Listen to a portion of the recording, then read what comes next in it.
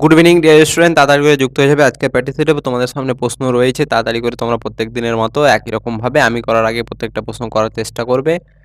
আর আমাদের হাতে বেশি দিন সময় নেই। যে দিনের অপেক্ষায় ছিলাম আমরা, সেই দিন মাত্র আর কয়েকটা দিনের পরে আসতে চলেছে। প্রত্যেকের পরীক্ষা কাছিয়ে এসছে। আশা করি তোমরা প্রত্যেকে এখন অঙ্কে একেবারে 20টার মধ্যে 20টা প্রশ্ন তোমরা করতে পারছো, এবং আমার সঙ্গে প্র্যাকটিস সেটগুলোতে প্রত্যেকটা 10টা প্রশ্নের উত্তর তোমরা যারা প্রথম থেকে লেগে আছো এবং ঠিকভাবে প্রত্যেকটা প্রশ্ন সঠিকভাবে প্র্যাকটিস করেছো, তোমরা আশা করি উত্তরগুলো করতে পারছো। আশা করি তোমরা পরীক্ষা হলেও একই রকমভাবে তোমরা 20টাতে 20টা করে প্রশ্নের উত্তর দিয়ে এসে অঙ্কে তোমরা অর্থাৎ গণিতে 40 মার্ক তুলতে পারবে আশা করি আমি। যাদের প্র্যাকটিসটা ঠিকঠাক রয়েছে, যারা রিভিশনগুলো ঠিকঠাক করে গেছো, যারা শুধু ক্লাসটাকে করে আর খাতাটাকে বন্ধ করে রেখে দাওনি, তারা আশা করি তোমরা প্রত্যেকে স্যার 20টার মধ্যে 20টা প্রশ্ন করে আসতে পারবে। এবং আমি যে কথা দিয়েছি যে হুবাহু এখান থেকে তোমরা প্যাটার্ন সেম টু সেম প্যাটার্নে তার কমন দেখতে হবে। এখানে আমি প্রত্যেক 2 দিনে অর্থাৎ 2 দিন আমি 20টা অঙ্ক করাই, প্রত্যেকটা প্র্যাকটিস সেটে 10টা করে। সেই জন্য তোমরা প্রত্যেক 2 দিনে যে প্যাটার্নটা তোমরা লক্ষ্য করতে পেরেছো আমার এখানে, যে যতটা কোন চ্যাপ্টার থেকে কয়টা প্রশ্ন আমি তুলে নিয়ে আসছি এখানে, সেম টু সেম স্যার ততটা করেই প্রশ্ন তোমরা সেখানে পাবে। আমি যেটা বলেছি, চক্রবৃদ্ধি সুদ থেকে একটা প্রশ্ন দেখতে পাবে, পরিমিতি থেকে 1 থেকে 2টো দেখতে পাবে, লাভ ক্ষতি থেকে স্যার 2 থেকে 3টে দেখতে পাবে, পার্সেন্টেজ থেকে 2টো প্রশ্ন দেখতে পাবে, সমান অনুপাত এবং সমানুপাত থেকে 1টে কোশ্চেন দেখতে পাবে। এই টাইপের করে স্যার আমি প্রত্যেকটা কিন্তু তোমাদের এসএসসি জিডির প্যাটার্নে প্রত্যেকটা প্র্যাকটিস সেট করে এসেছি। আর আমি চাইবো স্যার তোমরা প্রত্যেকে প্রত্যেকটা প্রশ্নের সঠিক অ্যান্সার করে আসো, এবং এসে আমাকে অবশ্যই জানাবে তোমরা যে কে কতটা অ্যান্সার করে আসতে পেরেছো। চলো বলছে কি, প্রথম প্রশ্ন দেখবে স্যার, বার্ষিক 10% চক্রবৃদ্ধি সুদের হারে 3 বছরের জন্য 1 লক্ষ টাকার মোট পরিমাণ কত? স্যার খুব সুন্দর প্রশ্ন রয়েছে, আশা করি তোমরা করতে পেরেছো অঙ্কটা। আর স্যার ক্লাসটা একবার শুরু করার আগে, তোমরা ক্লাসে যুক্ত হওয়ার আগে একবার প্রত্যেকে ক্লাসটাকে শেয়ার করে দিবে স্যার। চলো তাহলে প্রশ্ন কি বলছে, 10% চক্রবৃদ্ধি বার্ষিক চক্রবৃদ্ধি সুদের হারে 3 বছরের জন্য 1 লক্ষ টাকা মোট পরিমাণ কত হবে? অর্থাৎ 3 বছর পরে 1 লক্ষ টাকাটা আমার কত হয়ে যাবে? তাহলে দেখো, সুদের হার কত বলেছে? Rate of interest sir, compound interest কত বলে দিয়েছে আমাকে? 10%। আর 10% মানে কি জানি স্যার আমরা? 10/100 কাটাকাটি করতে গেলে 1/10। তার মানে আজকে যদি আমার 10 টাকা থাকে, তাহলে 1 বছর পরে 1 টাকা বেড়ে যাবে, যেহেতু বার্ষিক সুদের হারে বলেছে, অর্থাৎ বছরের কথা বলেছে। তার মানে 10 টাকাটা 1 বছর পরে 1 টাকা বৃদ্ধি পেয়ে হয়ে যাবে 11 টাকা। তার মানে যে মূলধন 10 টাকা লাগাই, তাহলে হয়ে যাবে অ্যামাউন্টটা কত সুদে আসলে? 11 টাকা। তার মানে আমার কত বছরের কথা বলেছে স্যার? 3 বছরের কথা বলেছে। তার মানে আমরা 3 বার লিখব 10/11, 10/11।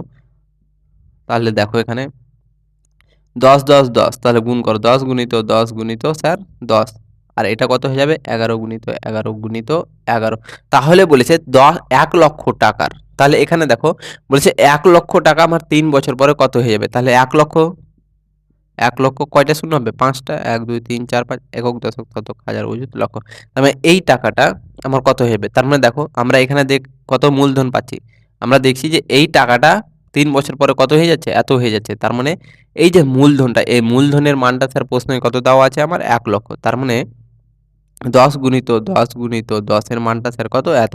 তাহলে 1 এর মানটা কত হয়ে যাবে? বাই হয়ে যাবে আমার 10 গুণিত 10 গুণিত 10। তাহলে আমাকে কি বের করতে হবে? যে 3 বছর পরে আমার টাকাটা কত হচ্ছে, অ্যামাউন্টটা কত হয়ে যাচ্ছে স্যার? 11 গুণিত 11 গুণিত 11। তাহলে 11 গুণিত 11 গুণিত 11 এর মানটা কত হয়ে যাবে? বাই 10 গুণিত 10 গুণিত 10 গুণিত কত হয়ে যাবে? এটি আমার গুণ হয়ে উপরে বসবে। কত বসবে? 11 গুণিত 11 গুণিত 11। তাহলে দেখো, একটা শূন্য, দুটো শূন্য, তিনটে শূন্য, 1, 2, 3। তাহলে থাকলো কত স্যার? 100। আর এখানে 11 ইন্টু 11 ইন্টু 11। তাহলে 11 আর 11 গুণ করলে 121, আর 121কে 11 দ্বারা গুণ করলে কত হয়ে যাবে স্যার? 1331। আর 100 দ্বারা গুণ করে দিলে হয়ে যাবে দুটো শূন্য পরে। তাহলে কত হয়ে গেল স্যার? 1,33,100 টাকা হয়ে যাবে আমাদেরকে এই 3 বছর পরে। তার মানে আমরা যদি এই 1 লক্ষ টাকাটাকে যদি 3 বছরের জন্য 10% সুদের হারে, চক্রবৃদ্ধি সুদের হারে রাখি, তাহলে কত টাকা হয়ে যাবে স্যার? 1,33,000 টাকা হয়ে যাবে। এইটা তো আমার বেসিক ভাবে গেল। আর একরকম ভাবে তোমরা সহজভাবে করতে পারো, যেটা আমি বলেছিলাম তোমাদেরকে। আশা করি নিয়মটা মনে আছে।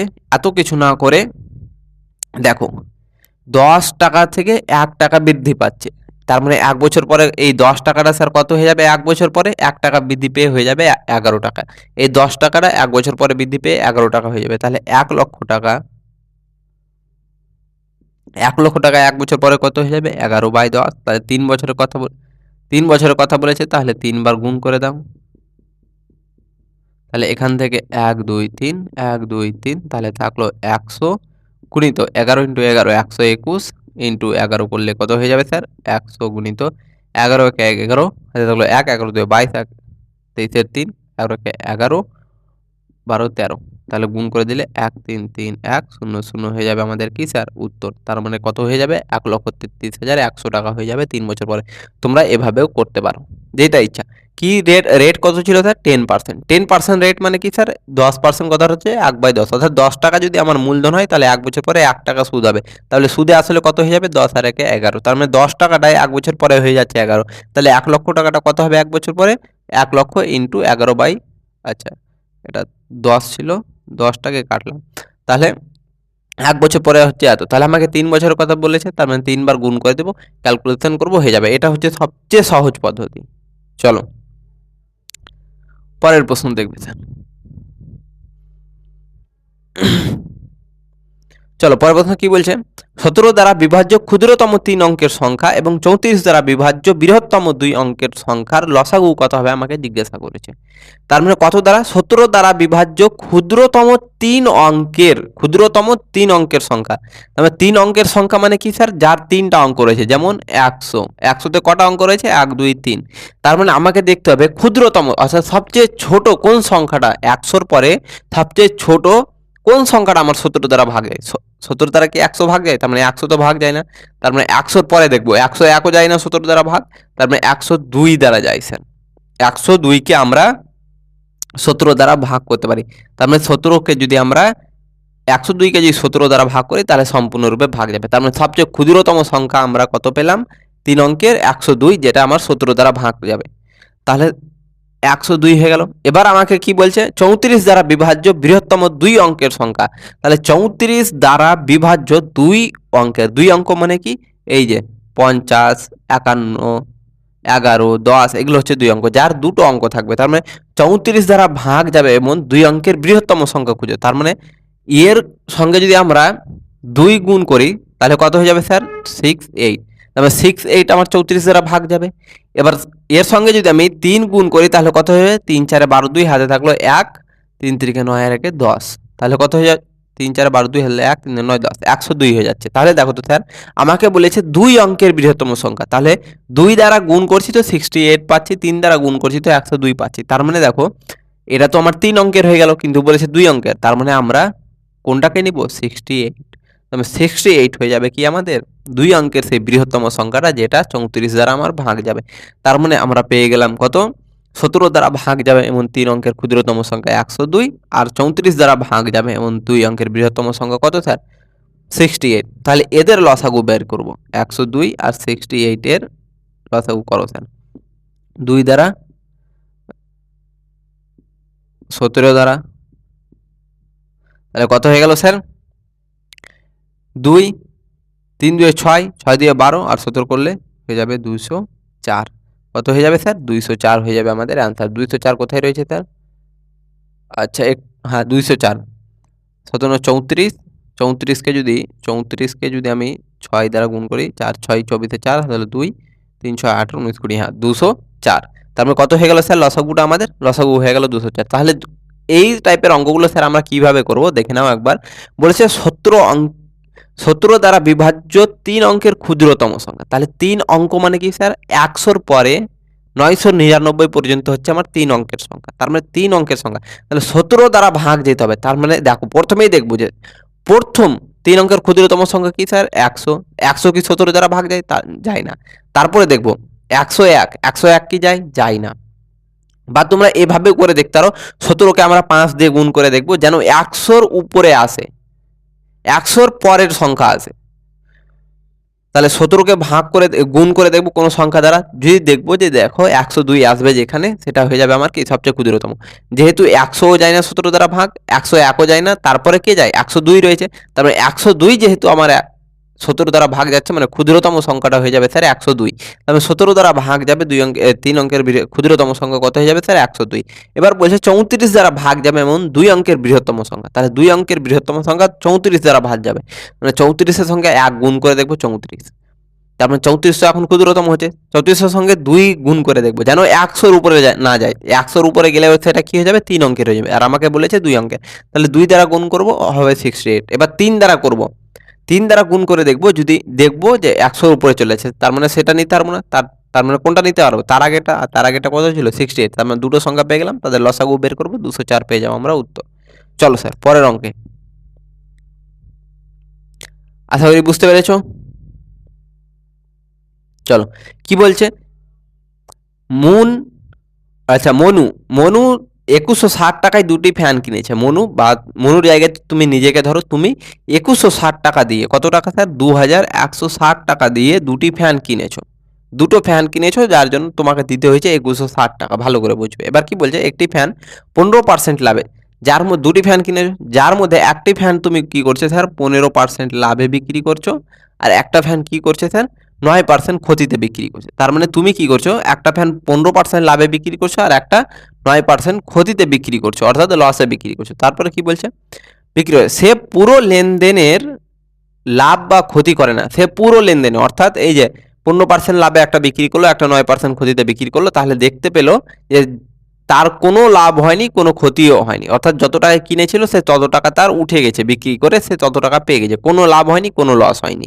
তাহলে বলছে যে প্রতিটি ফ্যানের ক্রয় মূল্য খুঁজুন। তার মানে প্রত্যেকটা ফ্যান সে কত টাকায় কিনেছিল সেটা আমাকে জিজ্ঞাসা করেছে। তাহলে দেখো, একটা ফ্যান বিক্রি করছে 15%-এ, আর একটা বিক্রি করছে স্যার কততে 9% ক্ষতিতে। তার মানে লাভ এবং ক্ষতির আমরা কি বের করবো স্যার, অনুপাতটা, তার মানে এদের অনুপাত বের করো। তাহলে অনুপাতটা কত হয়ে যাবে, 3 দ্বারা কাটো, 3 দ্বারা কাটলে কত হয়ে যাবে স্যার 3 3 9, 3 দ্বারা কাটলে 5, তার মানে 5:3। তার মানে আমরা পেয়ে গেলাম 5:3 এদের কি অনুপাতটা। এবার তাহলে 5 আর 3 কত হয়ে যাবে স্যার, তাহলে এদের যে যোগফলটা পাবো 5 আর 3 8, এই 8 ইউনিটের মানটাই হয়ে যাবে আমার 2160 টাকা। এই 8 ইউনিটের মান পেয়ে গেলাম আমরা কত 2160। তাহলে 1 ইউনিটের মান কত করে দেবো 2160/8, 8 2 16, 7 8 56 0। তার মানে 1 ইউনিটের মানটা পেয়ে গেলাম স্যার কত 270। তাহলে আমাকে কি বলেছে যে দুটি ফ্যান সে কত টাকা করে কিনেছে, প্রতিটি ফ্যান কত টাকা করে কিনেছে। তাহলে দেখো প্রথম ফ্যানটা কত ছিল 5 ইউনিট, তার মানে 270-এর সঙ্গে 5 গুণ করে দেবো স্যার, কত হয়ে যাবে 0, 5 7 25 5 3, 5 2 10 3 13। তার মানে একটি ফ্যান কিনেছে 1350 টাকাতে। দ্বিতীয় ফ্যানটা কি করবে, 1 ইউনিটে যেটা মান পেয়েছি সেটার সঙ্গে 3 গুণ করে দেবো, তার মানে 270 গুণিত 3, তার মানে কত হয়ে যাবে 0 3 7 21-এর 1 2, 3 2 6, 2 8, 810। তার মানে একটা ফ্যান কিনেছে 1350 টাকাতে, একটা কিনেছে 810 টাকাতে। এখান থেকে আমরা পেয়ে যাব।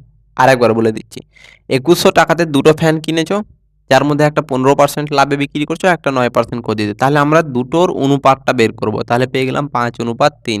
তাহলে 5:3-এর যোগফল যেটা পাবো, এই যে অনুপাতটা পেলাম, কত লাভে এবং কত ক্ষতিতে বিক্রি করেছো, এদের অনুপাতের যোগফলটাই হবে যে তুমি কত টাকা দিয়ে দুটো ফ্যানটাকে কিনেছিলে।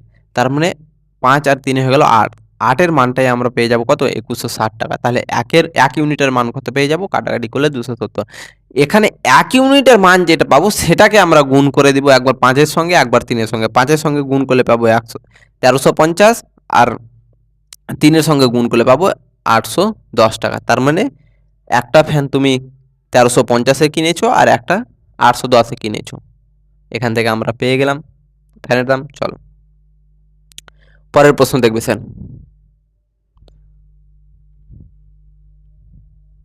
চলো প্রত্যেকে করার চেষ্টা করবে।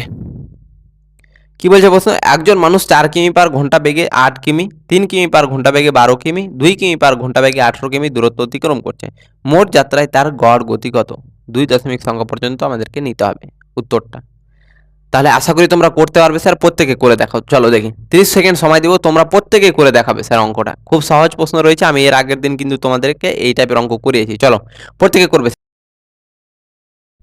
চলো আশা করি করতে পেরেছো স্যার, দেখো এবার আমি করছি, তোমরা প্রত্যেকে অ্যান্সারটা মিলিয়ে নেবে। আশা করি তোমরা প্রত্যেকেই করতে পেরেছো অঙ্কটা, কারণ খুব সহজ অঙ্ক ছিল। দেখো কি বলছে, একজন মানুষ 4 কিমি পার ঘন্টা গতিবেগে 8 কিমি যাচ্ছে, তাহলে 4 কিমি পার ঘন্টা বেগে গতিবেগটা কত? 4 কিমি পার ঘন্টা গতিবেগে 8 কিমি যাচ্ছে, এটুকু 8 কিমি। এরপরে কি করছে, 12 কিমি যাচ্ছে স্যার, কত কিমি পার ঘন্টা গতিবেগে? 3 কিমি পার ঘন্টা গতিবেগে। 3 কিমি পার ঘন্টা গতিবেগে কত যাচ্ছে স্যার? 12 কিলোমিটার। তারপরে কি করছে আমার, 2 কিমি পার ঘন্টা গতিবেগে 18 কিমি যাচ্ছে। 2 কিমি পার ঘন্টা গতিবেগে 18 কিমি যাচ্ছে। 2 কিমি পার ঘন্টা গতিবেগে যাচ্ছে 18 কিমি। তাহলে বলছে সম্পূর্ণ যাত্রায় তার গড় গতিবেগটা কত আমাদেরকে বার করতে হবে। তাহলে কীভাবে বের করবো স্যার? গড় গতিবেগ বা অ্যাভারেজ স্পিড, গড় গতিবেগ অ্যাভারেজ স্পিড ইকুয়াল টু কত হয়ে যাবে? মোট দূরত্ব। তাহলে মোট দূরত্ব কত হবে? 8, 12 আর 18 কত হয়ে যাবে? যোগ করে দাও। 8 আর 12 20, 20 আর 18তে 38 কিমি। মোট দূরত্ব পেয়ে গেলাম বাই মোট সময়। তাহলে মোট সময় কীভাবে বের করবো স্যার? এখানে দেখো স্পিড ইকুয়াল টু এত দেওয়া আছে, ডিস্টেন্স এত দেওয়া আছে, দূরত্ব এত দেওয়া আছে। তাহলে এখান থেকে এটুকু 8 কিলোমিটার যেতে সময় কত লেগেছে স্যার? টাইম ইকুয়াল টু আমরা কীভাবে পেয়ে যাব? টাইম সমান দেখো স্পিড ইকুয়াল টু জানি ডিস্টেন্স বাই টাইম, তাহলে টাইম সমান কত হয়ে যায় স্যার? টাইমটা এখানে চলে যাবে, স্পিডটাকে নিচে নামিয়ে দাও, তাহলে ডিস্টেন্স বাই স্পিড, এটাই জানি আমরা। তাহলে ডিস্টেন্স কত আছে স্যার? 8, স্পিড কত আছে? 4, তার মানে 8/4 পেয়ে গেলাম। কাটাকাটি করতে গেলে তোমরা দেখতে পাবে 2, তার মানে কত হয়ে গেল? 2। টাইমটা পেয়ে গেলাম 2 ঘন্টা। এবার এটার ক্ষেত্রে দেখো তুমি, তাহলে এটার ক্ষেত্রে কি হয়ে যাবে? Distance by speed. স্পিড কত আছে স্যার? 3, তাহলে কাটাকাটি করো, 3 4 12 পেয়ে গেলাম 4 ঘন্টা। এখানে একই রকমভাবে ডিস্টেন্স কত আছে? 18, স্পিড কত আছে? 2, কাটাকাটি করো 9, তার মানে পেয়ে গেলাম 9। তাহলে টোটাল ডিস্টেন্স বাই টোটাল টাইমটা আমরা কীভাবে পেয়ে যাবো? এবার যোগ করে দাও, 2 যোগ 4 6, 6 যোগ 9 কত হয়ে যাবে? 15, তার মানে 38/15। যদি আমি ভাগ করি তাহলে কত হয়ে যাবে স্যার? 15 2 30, 2 আর এদিকে 8 0 6 15, আচ্ছা 5 15 75, 5, তাহলে 2.5 স্যার কোথায় রয়েছে দেখে নাও? 2.53, আচ্ছা 2.53 কিমি পার ঘন্টা হয়ে যাবে এভারেজ স্পিডটা, অর্থাৎ গড় গতিবেগটা কত হয়ে যাবে স্যার? 2.53 কিমি পার ঘন্টা। তাহলে গড় গতি বের করার সূত্রই হচ্ছে স্যার আমাদের মোট দূরত্ব বাই মোট সময়। তাহলে মোট দূরত্ব, প্রত্যেকটা দূরত্বের যোগফল করে দিব আমরা মোট দূরত্ব উপরে বাই মোট সময়। মোট সময়টা কিভাবে করব স্যার? মোট সময়টা দেখো এখান থেকে তোমরা ডিরেক্টলি এখানে বসাতে পারতে যে মোট সময় মানে কি, এটার ক্ষেত্রে কত সময় লেগেছে? ডিস্টেন্স বাই স্পিড করে দেবো। তাহলে ডিস্টেন্স কত আছে? 8 বাই স্পিড কত? 4, মানে 8/4 করে দিলে 2, তার মানে এখানে তোমরা ডিরেক্টলি স্যার তোমরা করতে পারছো, প্রশ্ন থেকে পিক করে করতে, তোমাদেরকে বোঝানোর জন্য এই জিনিসটা করে দেখালাম। তাহলে তোমরা প্রশ্ন থেকে ডাইরেক্ট তোমরা পরীক্ষা হলে করবে যে ডিস্টেন্স বাই স্পিড, প্রথমটার ক্ষেত্রে টাইম পেয়ে যাবো, তাহলে ডিস্টেন্স বাই স্পিড করলে মনে মনে কাটাকাটি করে তোমরা ডিরেক্টলি মানগুলো বসিয়ে দেবে। যদি মনে হয় যে ভুল হয়ে যেতে পারে, সেই জন্য তোমরা এইভাবে গ্রাফ এঁকে তোমরা নিচে করে নিতে পারবে, তাহলে সবচেয়ে সহজভাবে এবং সঠিকভাবে হয়ে যাবে অঙ্কটা, ভুল হওয়ার সম্ভাবনা কম থাকবে। চলো পরের প্রশ্নে কি বলছে, একটি ক্লাসের 60 জন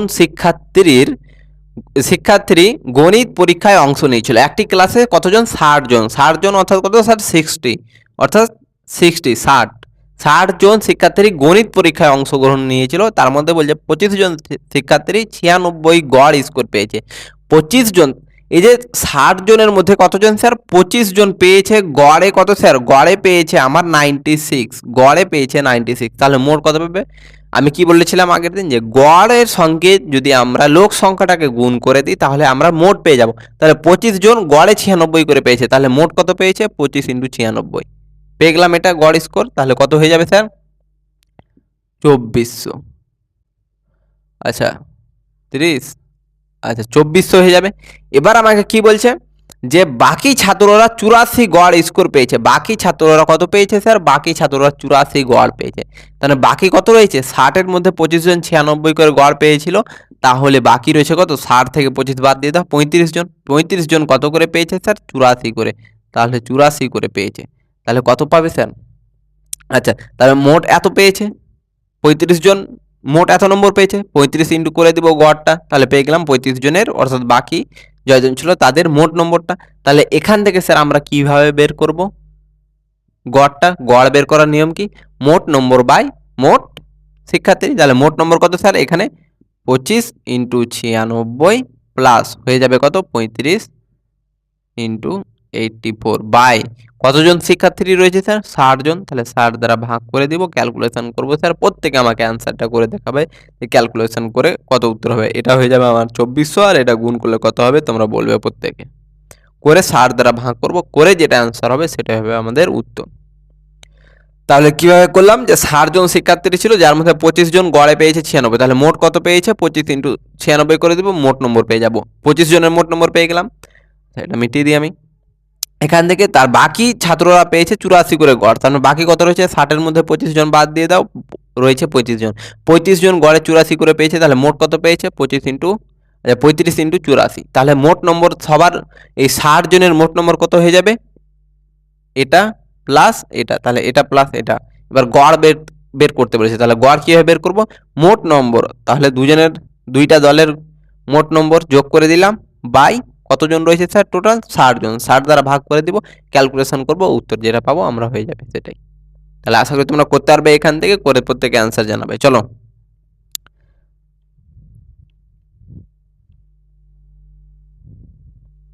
পরের প্রশ্ন কি বলছে? দুটি ট্রেন 124 মিটার এবং 116 মিটার লম্বা, দুটি ট্রেন রয়েছে। একটা রয়েছে 124 মিটার স্যার 124, আর একটা রয়েছে কত স্যার আমার? 116 মিটার 116, 116 মিটার। দুটি ট্রেন রয়েছে, একটা 124 মিটার লম্বা আর একটা হচ্ছে 116 মিটার লম্বা। যথাক্রমে 28 কিমি পার ঘন্টা এবং 40 কিমি পার ঘন্টা বেগে একে অপরের দিকে ছুটছে। তাহলে কত কিমি পার ঘন্টা? স্পিডটা কত স্যার? 28 কিমি পার ঘন্টা, আর এটা হচ্ছে আমার কত? 44 কিমি পার ঘন্টা। 44 কিমি পার ঘন্টা গতিবেগে তারা একে অপরের দিকে ছুটছে। একে অপরের দিকে বলতে কি, একটা এদিক থেকে আসছে, তাহলে একটা এদিক থেকে যাচ্ছে, তার মানে একে অপরের দিকে ছুটছে। তাহলে বলছে মিলিত হওয়ার পর বলতে কি, তাদের মুখ দুটো একই জায়গায় যখন আসবে, তার মানে এইভাবে মিলিত হচ্ছে, এটাকে বলবো আমরা মিলিত হওয়া, সামনাসামনি। অর্থাৎ দুটো ট্রেন যখন সামনাসামনি আসছে তখন কি বলছে? মিলিত হওয়ার পর একে অপরকে অতিক্রম করতে তাদের কতক্ষণ সময় লাগবে। অর্থাৎ মিলিত হওয়ার পরে একে অপরকে ক্রস করতে কতক্ষণ সময় লাগবে। তাহলে কিছুই না, আমরা কি জানি? Time equal to speed equal to distance by time, বা টাইম ইকুয়াল টু হয়ে যাবে ডিস্টেন্স বাই স্পিড। আমার ডিস্টেন্সের দূরত্ব কত হয়ে যাবে? আমি কি বলেছিলাম যে দুটো ট্রেনের দৈর্ঘ্যের যোগফল, তাহলে দুটো ট্রেনের দৈর্ঘ্যের যোগফল কত হয়ে যাবে? 124 আর 116, 124 প্লাস 116 বাই স্পিডটা কত হয়ে যাবে স্যার? দেখো দৈর্ঘ্য কিন্তু মিটারে রয়েছে, দেখো প্রশ্নে মিটারে রয়েছে, আর স্পিড কিন্তু কিমি পার ঘন্টাতে রয়েছে। তাহলে আমাকে স্পিডটাকে কিসে পরিণত করতে হবে স্যার? স্পিডটাকে আমাকে মিটার পার সেকেন্ডে পরিণত করতে হবে। তার আগে দেখো স্পিডের ক্ষেত্রে যখন দুটো ট্রেন বিপরীত দিকে যায়, অর্থাৎ একে অপরের দিকে যায়, তখন কি হয়? স্পিড যোগফল হয়। তাহলে আগে যোগ করে দাও, 28 প্লাস 44, এটা তো আমার কিলোমিটার পার ঘন্টাতে আছে, কিন্তু আমার দূরত্ব তো মিটারে।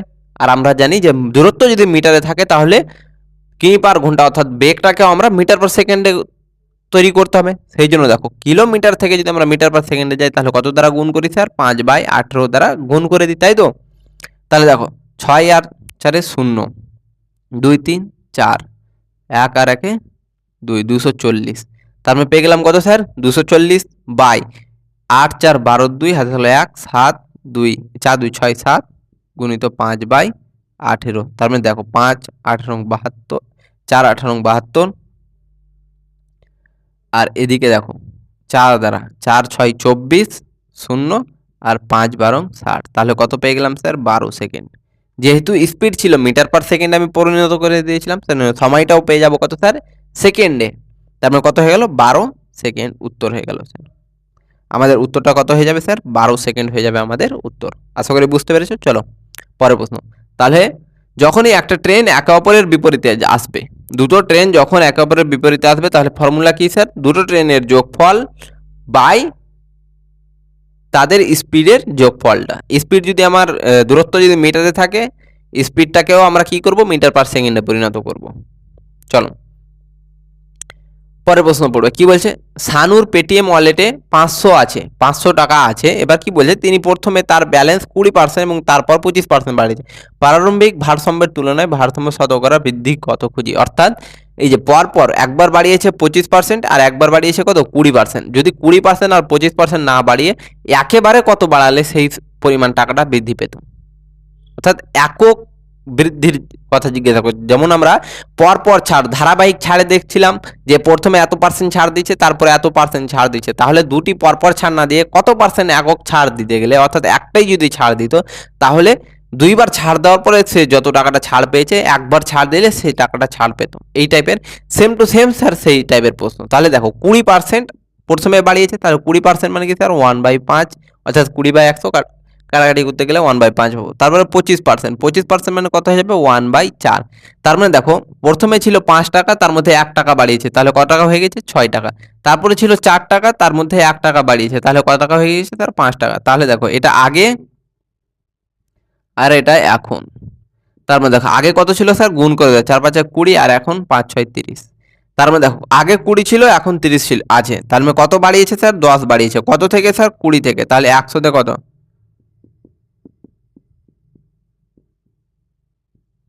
তাহলে 50% হয়ে যাবে আমাদের উত্তর। তার মানে 20% আর 25% করে যদি দুইবার বৃদ্ধি না করে যদি 50% অর্থাৎ 50% যদি একবারেই সে ওয়ালেটে তার টাকাটা যুক্ত করতো, তাহলে একই সমান টাকা যুক্ত করতো। তার মানে কত হয়ে যাবে স্যার, প্রারম্ভিকটা 50% হয়ে যাবে আমাদের উত্তর। চলো এই টাইপের স্যার, এই যে একই মেথডে জনসংখ্যা বৃদ্ধি, তারপরে এই ওয়ালেটে টাকা বৃদ্ধি বা হ্রাস, তারপরে তোমার পরপর ছাড়, তারপরে সুদ শতকরা, চক্রবৃদ্ধি সুদ, এই 4-5টা চ্যাপ্টারের অঙ্ক তুমি একই মেথডে করতে পারছো। যারা জিনিসটাকে ধরতে পেরেছো আশা করি দেখবে যে একই মেথড লাগিয়ে তুমি 4 থেকে 5টা চ্যাপ্টারের অঙ্ক করে আসতে পারছো। আর 4 থেকে 5টা চ্যাপ্টারের অঙ্ক স্যার কিন্তু তোমার পরীক্ষাতে 5 থেকে 6 থেকে 7টা অঙ্ক থাকবে। আর তার মানে 6 থেকে 7টা অঙ্ক তুমি একই মেথডে পাচ্ছ, তার মানে 7 দুনা 14 মার্ক তোমরা কিন্তু সহজে পেয়ে যাবে। চলো পরের প্রশ্ন দেখবে কি বলছে, যদি এ তার আয়ের 1/3 সঞ্চয় করে, অর্থাৎ 1/3 মানে কি স্যার, এ তার আয়ের 1/3 অর্থাৎ 3 ভাগের মধ্যে 1 ভাগ সঞ্চয় করছে, 3 ভাগের মধ্যে 1 ভাগ কি করছে সঞ্চয় করছে, তার মানে খরচ কত করছে স্যার, 3 টাকার মধ্যে 1 টাকা তুমি সঞ্চয় অর্থাৎ জমিয়ে রাখছো, তার মানে খরচ করছো কত টাকা, 3 থেকে 1 বাদ দিয়ে দাও, তার মানে তুমি 2 টাকা কি করছো স্যার খরচ করে দিচ্ছ। 3 টাকার মধ্যে 1 টাকা তুমি জমিয়ে রাখছো, তাহলে কত টাকা খরচ করে দিয়েছো 2 টাকা। 3 থেকে 1 বাদ দিয়ে দিব, 2 টাকা তুমি খরচ করে দিয়েছো। তাহলে এবার দেখো প্রতি মাসে এত খরচ করে, তাহলে প্রতি মাসে তার সঞ্চয় কত, তার মানে প্রতি মাসে তার সঞ্চয়টা কত হবে আমাকে জিজ্ঞাসা করেছে। তাহলে দেখো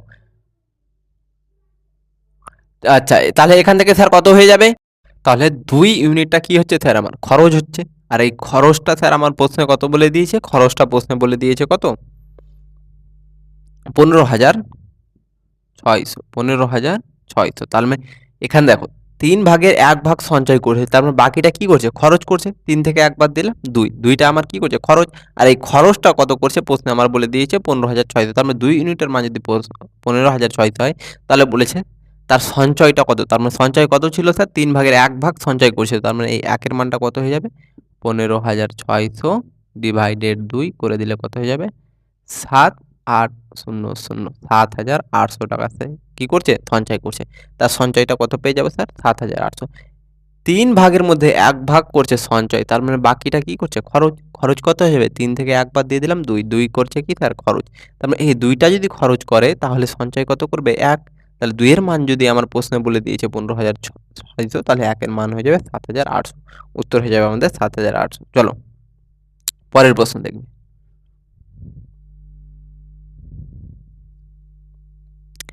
তাহলে কি বলছে স্যার প্রশ্ন, দেখো এ এবং বি একসাথে একটি কাজ 18 দিনে করতে পারে, তার মানে এ প্লাস বি অর্থাৎ দুইজন মিলে যখন কাজটা করবে তখন 18 দিনে একটা কাজ করতে পারবে। তারপরে কি বলছে বি এবং সি 26 দিনে, বি এবং সি অর্থাৎ বি আর সি কত দিনে করতে পারবে সেই কাজটা 26 দিনে। এবার কি বলছে এ এবং সি 14 দিনে করতে পারবে, এ প্লাস সি কাজটা 14 দিনে করতে পারবে। তাহলে বলছে কাজ কাজটি সম্পূর্ণ করতে গেলে তাদের সকলের একসাথে কাজ করার আনুমানিক সংখ্যা কত দিন লাগবে খুঁজতে বলেছে। তার মানে তারা যদি 3 জন একসঙ্গে কাজ করে তার মানে কাজটা কত দিনে শেষ হবে জিজ্ঞাসা করেছে। তাহলে আগে এখান থেকে আমরা মোট কাজ বের করবো স্যার।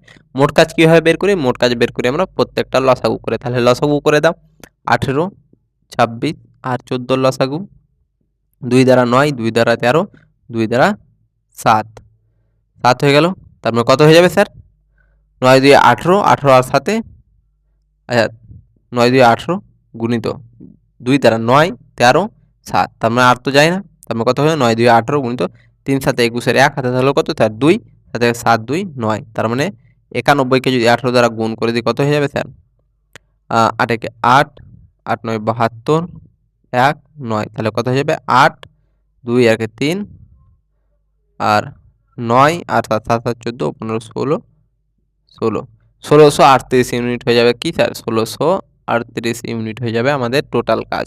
তাহলে মোট কাজ কত হয়ে যাবে স্যার 1638 ইউনিট। 2 দ্বারা যদি করি 9 2 18 2 দ্বারা 13 2 দ্বারা 7 9 13 7, তার মানে 9 2 18 8 7 তানে 91 গুণ করি 8 একে 8 8 9 72, তাহলে 1 আর 9 8 2 3 9 9 18 18 থেকে 2 বাদ 16 1638, তার মানে আমাদের কত ইউনিট কাজ পেয়ে গেলাম স্যার মোট কাজটা পেয়ে গেলাম, অর্থাৎ টোটাল ওয়ার্ক পেয়ে গেলাম কত স্যার 1638 ইউনিট। তার মানে এ আর বি যদি একসঙ্গে 18 ইউনিট কাজ করে, তার মানে একদিনে কত করবে স্যার ভাগ করে দাও 18 দ্বারা কত পেয়ে যাবো 91 ইউনিট। কত ইউনিট 18 দ্বারা ভাগ করলে পেয়ে যাবো 91 ইউনিট। বি প্লাস সি করছে 26 দিনে এত ইউনিট, তার মানে একদিনে কত করবে স্যার 26 দ্বারা ভাগ করে দাও 26 7 9 63 ইউনিট, তার মানে 63 ইউনিট কাজ করবে তারা একদিনে।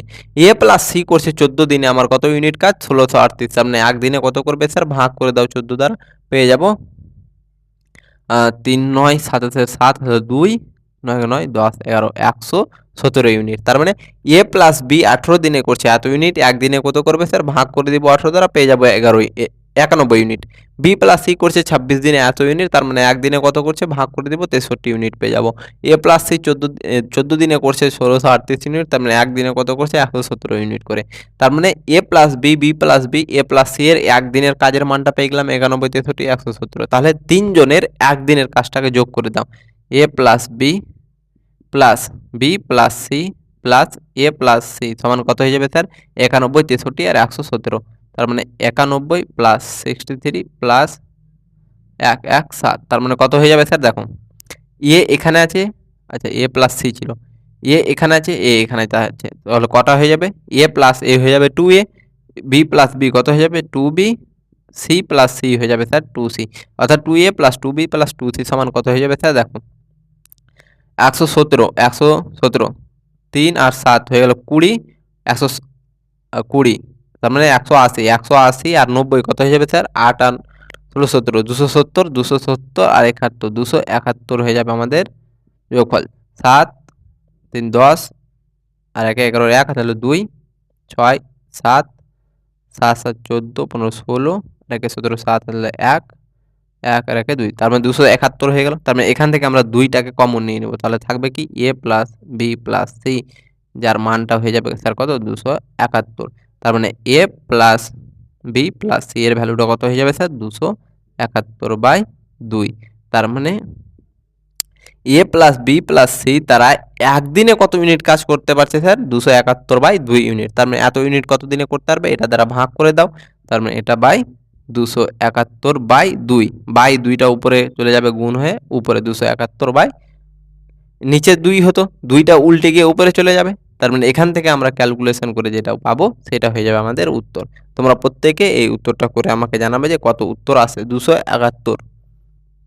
ঠিক আছে, দেখো এখান থেকে প্রত্যেকটাকে যোগ করে দিলাম A plus B B plus C আর সি প্লাস এ, তারপরে প্রত্যেকটা যোগফলটা কত পেয়ে গেলাম 91 63 170, এখান থেকে পেলাম 271, তার মানে দেখো 2a এ প্লাস এ কত হয়ে যাবে 2a, বি প্লাস বি কত হয়ে যাবে 2b, সি প্লাস সি কত হয়ে যাবে স্যার 2c, তার মানে এখান থেকে আমরা 2টা কমন নিয়ে নেব, প্রত্যেক জায়গাতে 2 আছে 2টাকে কমন নিয়ে নিলাম, তাহলে কত হয়ে গেল এ প্লাস বি প্লাস সি, তাহলে এই 2টাকে ওপারে গিয়ে ভাগ করে দেবো, যেহেতু এখানে কি আছে স্যার গুণ আকারে আছে 2টা ওপারে গিয়ে ভাগ হয়ে গেল, তার মানে A plus B plus C একদিনে কত ইউনিট করতে পারছে স্যার এত ইউনিট, তার মানে মোট কাজ কত রয়েছে 1638 ইউনিট, তাহলে 1638 ইউনিট কাজ কত দিনে করবে 1638/271/2 করে দিলে 271/2, যার 2টা উপরে গুণ হয়ে চলে যাবে, তাহলে কাটাকাটি করবা, এখান থেকে অ্যান্সার করে আমাকে প্রত্যেক অ্যান্সারটা জানাবে।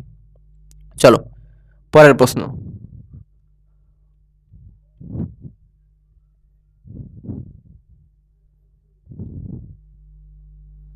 চলো স্যার এই যে যেটা প্রশ্নটা রয়েছে এটা হবে তোমাদের হোমওয়ার্ক আজকের, তোমরা প্রত্যেকে বাড়িতে নিজে করবে এবং করে অ্যান্সার করবে, আমাকে প্রত্যেকে অ্যান্সার করবে।